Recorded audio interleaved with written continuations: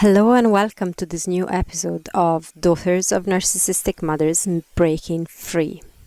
Today we're going to talk about what makes your mother's silent treatment so triggering and what you can do to break free from this manipulation tactic that she uses. So does your mother use the silent treatment with you? Does this behavior make you feel anxious and all over the place every time that she goes there? If that's the case, you're not alone in this. The silent treatment is a commonly used form of abuse by a narcissistic mother. Some use it more than others, but sooner or later you may be at the receiving end of this toxic behavior. What is the silent treatment? It is a form of abuse where the person refuses to talk, make eye contact, or engage in any form of resolving communication.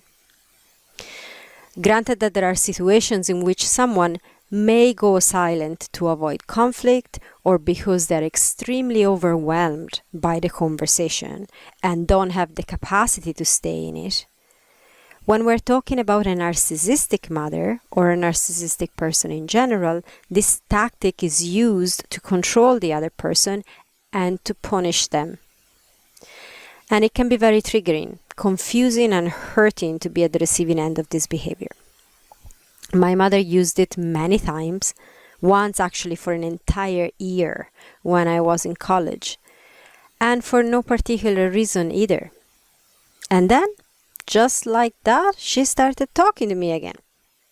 And just like that, I pretended it never happened. Because that's what we do, right? And I do talk on this podcast about an enmeshed mother-daughter's relationship, and definitely mine was enmeshed. And that's just what we do. We forgive them. We pretend it never happened. Because one, very often there's no obvious reason for this behavior.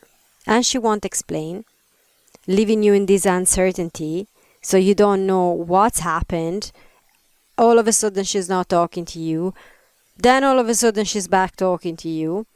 And that's really confusing. 2, it's all on her terms. And she's the one controlling when she talks to you and when she doesn't. It has always been all on her terms. A narcissistic mother raised you in a way that everything is always in her terms. And so you have no control over the situation. So when she stops talking to you, you're left confused, anxious, hurting, not knowing what to do, maybe trying to actually reach for her and chase her. And then all of a sudden she starts talking to you. Again, you just go with it because you don't really know what's happening. And everything has always been on her terms. And third, we're so wanting connection with our mothers that we take the behavior and even feel grateful when she talks to us again. I don't know if you've ever been at that point to actually go, oh, thankfully she's back talking to me.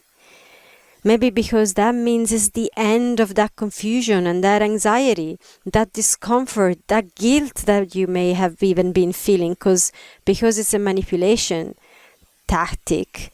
You are the one that's experiencing all of these things.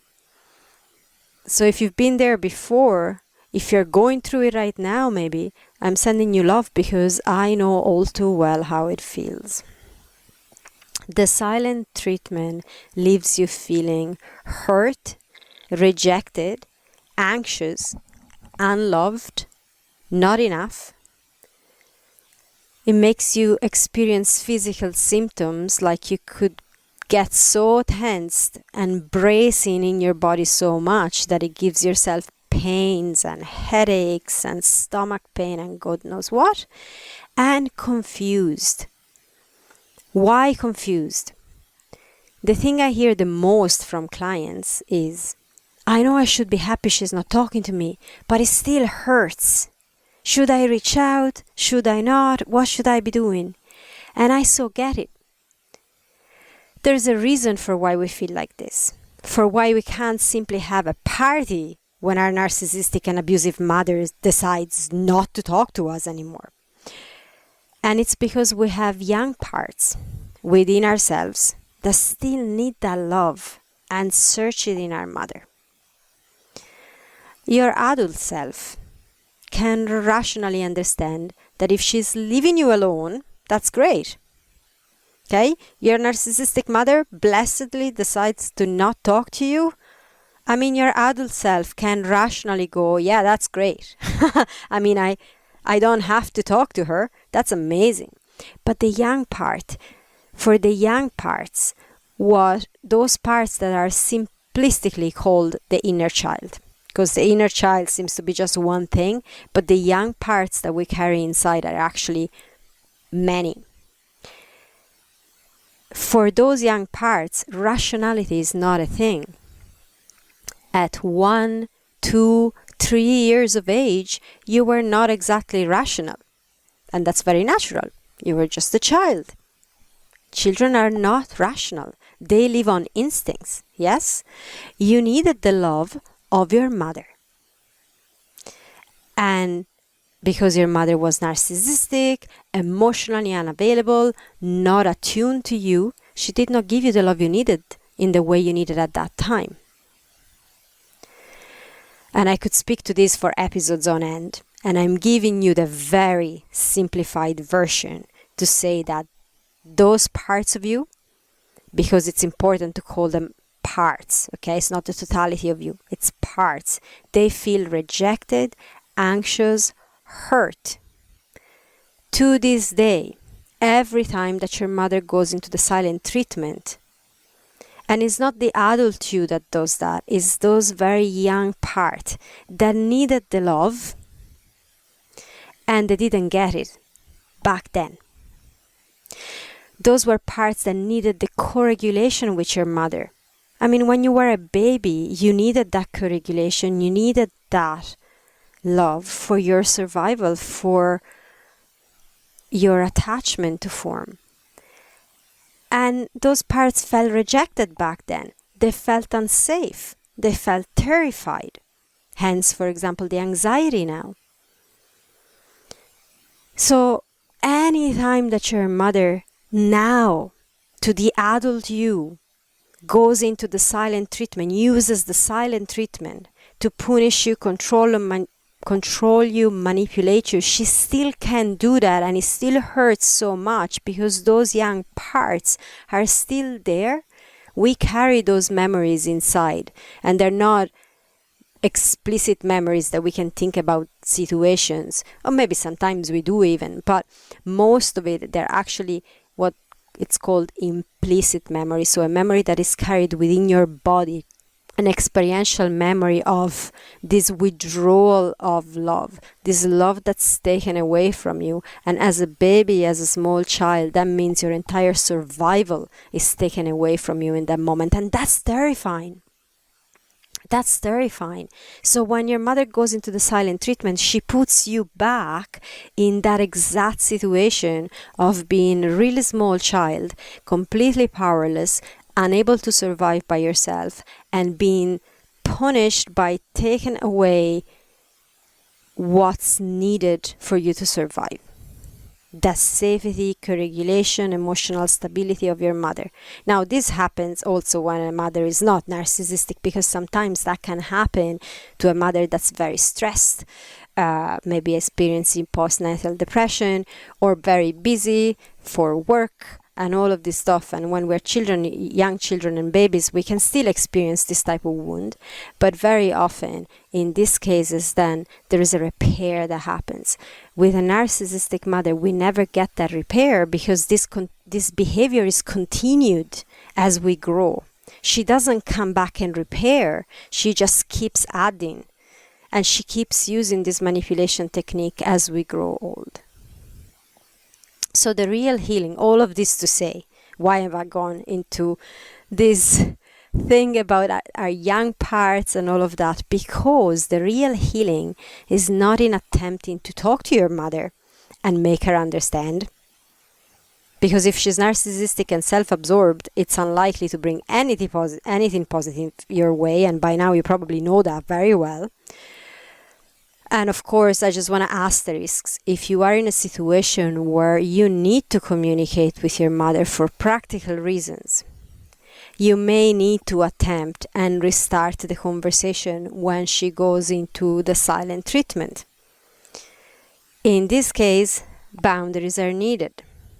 Maybe you're the one that's taking care of certain things for her, and all of a sudden she stops talking to you, and you're left in this situation where you need to take care of these things, but you can't because she's not talking to you. So to reapproach the conversation in a way that sounds something like this: if you don't get back talking to me within the hour, I will transfer this task to someone else and will not take care of it for you anymore. You can do that. You have the right to do that. Now, I know this is just an example. Another example could be, if you keep going on with not talking to me, I will speak to someone else about it. That can also be a way. Usually the idea of someone outside the two of you knowing how toxic she is and how she's behaving gets her to start talking to you again, because narcissistic people never want to let others see them that way. The perfect image that they want to project to the outside world, is essential for them. That perfect persona that they have going on, so they don't like someone else being involved. This has helped me. For example, recently I had tasks that I was taking care for my grandmother, and she wouldn't talk to me. She actually had done a stop of communication and a silent treatment to leave me to have to deal with these tasks that she knew were stressful and I had to stop doing, but she didn't want me to stop. So once myself and my husband, he helped me with this. Once we brought in a third person, literally in the messaging chat, everything immediately changed, and she became really easy to deal with because she didn't want this third person to know how bad she was behaving. So this can really help, and this is for those situations in which you're like, yeah, I would love to celebrate that she's not talking to me. I would love to just go off and do my own things, but I have practical things because of which I really need to restart communication. So boundaries and bringing a third person in the conversation can be helpful. And I know none of this is simple, and the invitation is to be as independent from your narcissistic mother as it is possible for you, so that if she decides to stop talking to you, this does not have too big an impact on your life, at least on the practical side of it. I know it's going to have an emotional impact, but at least not on the practical side. And again, I know that this is not possible for all of us. Like, there are people, like I've worked with clients that were working for their narcissistic mothers, or that their narcissistic mothers was elderly and so needed a lot of care. So I do know that there are situations where this is not possible. And of course, there are a lot of different shades of gray. Nothing is ever black and white. Here I'm just offering some examples that may be helpful for you. But the real healing is not there. So it's not in trying to make her understand, is not in trying to manage the situation as best as you can. That is just what we have to do at times, of course, but that's not where the real healing happens. The real healing is in going to those young parts of you and bring the healing there. Those parts need to feel safe, loved, and supported, like they needed back when you were a child. They need someone attuning to them, seeing them, and understanding them. That's the real healing. And of course, you may be going, well, that's great, but my mother's never going to do that for me. She didn't do it back then. She surely won't do it now. Of course not. We're not expecting that from our mothers, ever. That would only cause us a lot of pain. It's not coming from her. It's gonna come. This healing comes from the adult you to the young part of you. It's from you to you. It's an inner relationship healing. But for the nervous system for those young parts, there's no difference. That's the beauty of this work. Actually, those young parts don't actually differentiate where, oh, it's my biological mother so many years ago giving me love, or is actually my adult self right now here with me through these practices and exercises actually showing me that I'm loved and supported and safe. They don't differentiate, and so that's how the healing happens. We're giving those parts a different experience, a healing experience. And once that happens, I guarantee you the silent treatment will have very little effect on you. And for the moments that it will feel a bit triggering, because that can still happen, you will know exactly how to take care of those triggered parts of you and feel much better very quickly. This will help you not only with moving on if your mother decides not to talk to you, it will also help you if you are in a situation where you have to maintain communication with your mother despite her toxic behavior, as we said, for practical reasons. Because in order to set grounded boundaries, you need to feel grounded in yourself. Meaning you need to learn to hold space for all the young parts of you, for the protective parts, for the reactive parts, and without shaming or judging any of them, making them feel seen, safe and supported.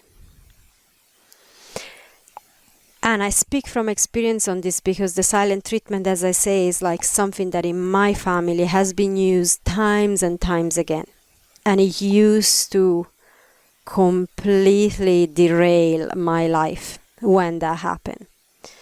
It used to send me so off track that I was not able to function because of the hurt, the anxiety, the guilt, the wanting to reach out, the feeling of shame. I've caused this, is my fault, and there was so much to unpack there. My young parts had a lot to say and they still do. I still have to hold space for parts, of course, but now I actually am in that space with my adult self to go, isn't that great that she's not talking to me? Isn't that great that she's not trying to ring me 10 times a day? And that the moment I said I was no contact, they sort of fell into the silent treatment and left me be. We can get to this place. We can get to the place where even if you have to maintain communication, this tactic of going silent on you to punish you for something that you said, to make you behave like she wants you to behave, to make you run and do what she wants you to do, will not have an effect on you anymore. So how do we do that? Now, there isn't a short answer to this. This is a process. It requires support, guidance, and intentional work. One thing I've recently learned, which was a confirmation, but also eye-opening in the sense that, yeah, it makes a lot of sense, is that time does not heal these wounds. Time does not heal the young parts of us that have been hurt when we were small children. Distance does not heal them either. I've lived away from my mother for years, and still these young wounded parts dictated my life and my reactions to her and to others. I have seen clients whose mother had passed away years previous, still feeling the same level of rejection, anxiety, and hurt as if their mother was still alive. So time and distance don't actually heal these wounds. Only intentional work will heal these parts. These young parts of you have never felt love, and they need that to heal. The thing is, you shouldn't have to suffer just because your mother is unable to regulate her own system and has to dump it all on you. You shouldn't have to suffer the silent treatment and be controlled by her in such a way. And you won't have to once you have intentionally healed and supported those young parts in you. You might say, but I've done work for years. I've been in therapy for decades. How come I have to do more work? How come that the silent treatment still affects me so much? And I hear you. I very, very often work with clients who have done therapy for years. I've had clients who were actually therapists themselves. I personally have done works for years too, and was still so triggered and reactive to my mother's toxicity, to her silent treatment, and to all her other forms of manipulation, even when she was not around. My entire life was dictated by her, directly or indirectly, through my emotionality and through those young parts. So until we do this type of work, somatic work with the body and working with your parts, supporting them feeling seen and safe, we're always going to be controlled by our mother, whether she's around or not. That part in you that carries your mother's voice, it's always going to control you. Those wounded parts that want to protect you from getting hurt again are always going to dictate your life. Those reactive parts that are afraid of the pain and suffering that your mother has caused you are always going to dictate your life. The control happens through the part of us that still carry wounding and still behave out of patterns. This is why the silent treatment and other forms of manipulation still have such an effect on you. And they've had such an effect on me for most of my life, and at times still do. The biggest pain I had with all the work that I had done was how, despite the amount of understanding, rational understanding I had of the whole thing, it still affected my life, it still hurt.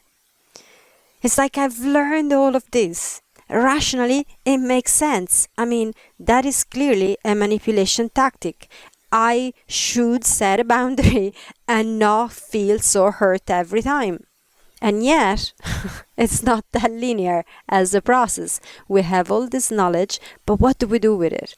How do we actually go and heal those parts? That's the question that I'm wanting to answer here.